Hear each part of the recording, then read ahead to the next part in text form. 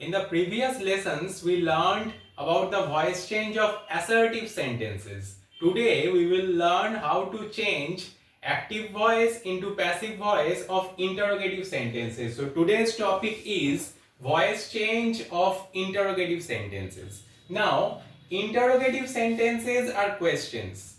Questions are of two types. First is yes no questions, second is WH questions. Which are yes no questions? The questions which answer we get by saying yes or no are yes no questions. Example I will give. And WH questions are questions which start with WH words. Okay. Today in this class we will learn about yes no questions, how to change voice of yes no questions. See the first sentence, do you like football? These questions answer we can give by saying yes or no. Do you like football? Yes, we like football, or no, we do not like football. Means we have to ask the question to the statement. Yes, this is itself a question. These questions answer can be give by saying yes or no. The answer can be given by yes or no, simply by yes or no. Then it is yes no questions. But who is your favorite player? Can we answer this question by yes or no? Who is your favorite player? Yes, no? No. Your favorite player is either Messi or Ronaldo. That means you have to give a name. So those are WH questions. And these are yes, no questions. Today we will learn about yes, no questions. Okay. So do you like football? So this is active voice, we know. In passive voice it will be, is football liked by you? How? See, first we have to see this is in which tense. This is simple present tense. Do you like? Do like means simple present tense. Okay. Now which is the subject and which is the object? You is the subject and football is the object. So we know that in passive voice the object becomes subject. So here the football which is used at the end, here it is used at the beginning. And in interrogative sentences we know first the verb then the subject. Understand this very carefully. This is the place where most of the students make mistake. Statement is, in statement, that is assertive sentences, construction is subject plus verb. But in interrogative sentences, construction is verb plus subject. So the verb is used before the subject. That is why you see in this sentence is, the verb is used before the subject. So first verb is football liked